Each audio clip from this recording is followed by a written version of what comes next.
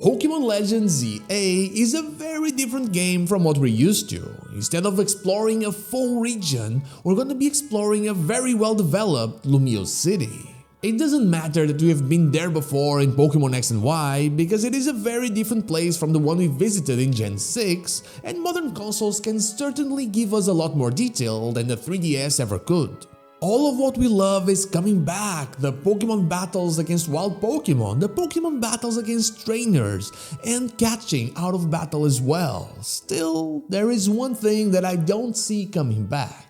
So hey, I'm not so ace trainer, and we're not seeing regional forms, are we? Let's get into it. Regional forms are most likely one of the best modern features of Pokémon games, and also something that we kinda consider the new staple of the franchise. They were introduced in Gen 7 with Pokémon Sun and Pokémon Moon and Alolan forms, and came back as Galarian forms, Hisuian forms, and Paldean forms. They were always fairly well numbered, with us getting more than 15 for most of the games, but in Pokémon Scarlet and Pokémon Violet we only had two regional forms, Taurus and Wooper. I mean, Taurus technically has a regional form with an extra two forms, but you know what I mean. Instead, we had different forms of callbacks, using convergent Pokémon and even the Paradox Pokémon themselves, almost as if they were trying something new.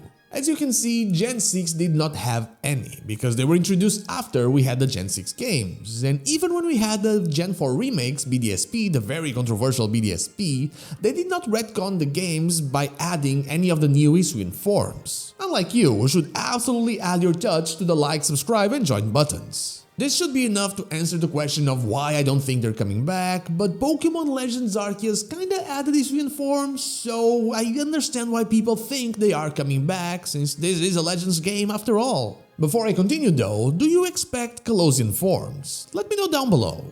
So, Pokémon Legends Arceus took us back in time into a very unfamiliar, familiar region. Hisui is Sinnoh and Sinnoh is Hisui, but so far apart that you can barely recognize one in the other. The vast fields of the Hisui region were overtaken by civilization in modern Sinnoh, and a lot of what existed back then no longer exists. There we met a lot of characters that reminded us of old friends from older games, and then there were a lot of forms that reminded us of old Pokémon friends from older games as well.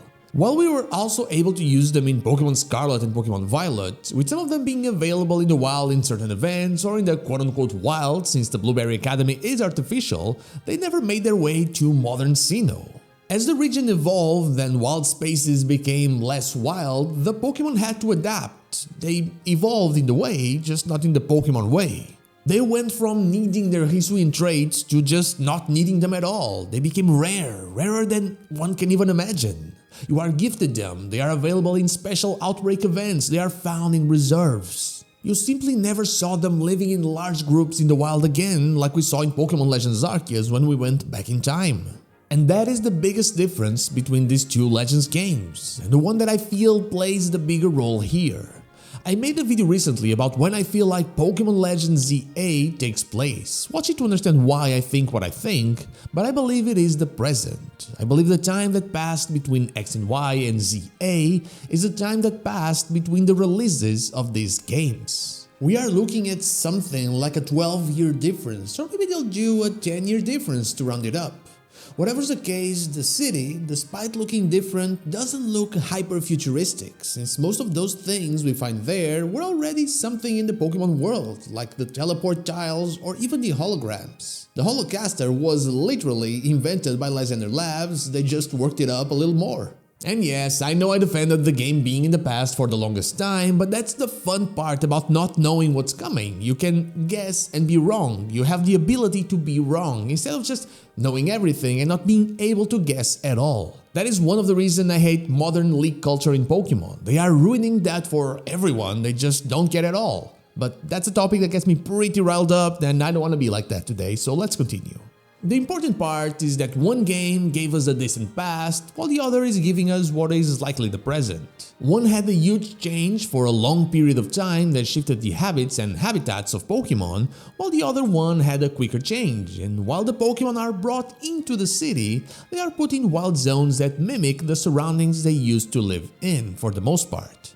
I've heard about Lumiosian forms where Pokemon would have adapted to the city, but for example, Sandile live in sand and they gave them sand. They don't need to adapt to a new environment. And while we do have Pokemon outside of wild zones, I don't think they have spent enough time there to really change. They would have to be dependent on their environments in a way that they simply are not in this case. Quasartico did do a good job when they made this place, and so, while we have very interesting spots in the middle of Lumiose City that wouldn't fit otherwise, they simply do. There is one argument against this, and that is that while Alolan forms, Galarian forms, Hisuian forms and Paldean forms likely exist because they adapted to that environment for a long period of time, Cyndaquil, Rowlet and Oshawott, they really didn't.